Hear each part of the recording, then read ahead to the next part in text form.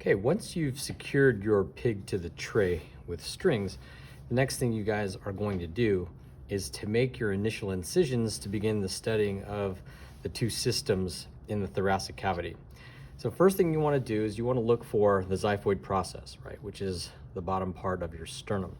The easiest way to find that is to find the ribs of the pig and trace them superiorly, right, towards the head, right, until you come to where the ribs meet, right? And you should feel a bump or a point, right? Because the xiphoid process is part of the sternum, it's a bone. So you should feel somewhere in this area, all right? And what you want to do is locate a soft spot just below the xiphoid process.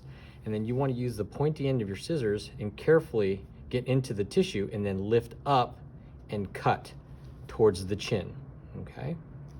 And that would be the first cut.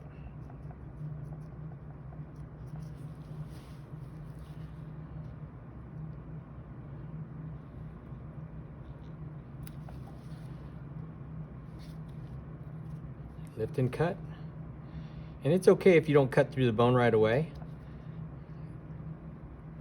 This way you have an initial cut to follow.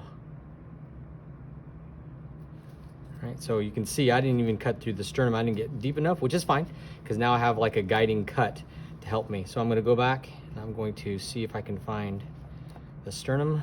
There it is, like the xiphoid process. And the scissors are going to cut right through the xiphoid process. Again, lift and cut, lift and cut, right? Lift and cut, lift and cut, lift and cut, right? And lift and cut. Okay, so there's my first cut, okay? And again, I believe it's through the xiphoid process, right? And again, you can carefully pry. And if the chest cavity doesn't come up, then that means you still have bone, right? So I still have the sternum right here connected. So I'm going to carefully pry again. Okay. And then what you want to do is just get your finger, probably your pinky, because it's probably the only finger that can fit.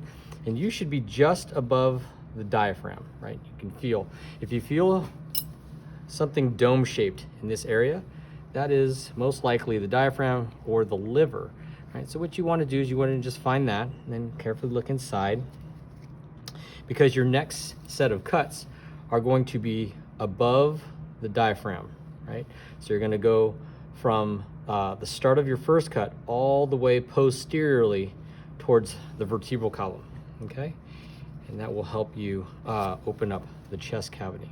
All right, so I'm just carefully pulling things apart, right? Not to pull too hard, because remember, this is the fetal pig, so things are going to be relatively delicate, right? So I'm gonna take a seeker probe, right? And I'm just gonna kind of lift and look under so I can see exactly what I'm dealing with. So I'm going to see this flimsy connective tissue. I'm just gonna kind of gently move it off to the side so I can see down in here to make sure that I'm above the diaphragm, and I'm above the diaphragm. So I can see the diaphragm. I know it's going to be difficult for you to see, but I can see the lung, and I can see the diaphragm, so I know I'm just above the diaphragm. So it's okay for me to cut, okay? It's okay for me to cut, right, or have an initial cut, right? So the first thing I'm going to do is I'm going to make one small cut, and this will allow me to see deeper. And the reason why is because the lungs are sitting right here, and you don't want to just go blindly cut towards the back of the pig, or else you might cut a lung, all right? So I still have some connective tissue, right? You'll learn that this is the pericardial sac. So I'm just gonna go ahead and pull this, right? And then use my finger to gently pry, okay? All right, I can see the lungs.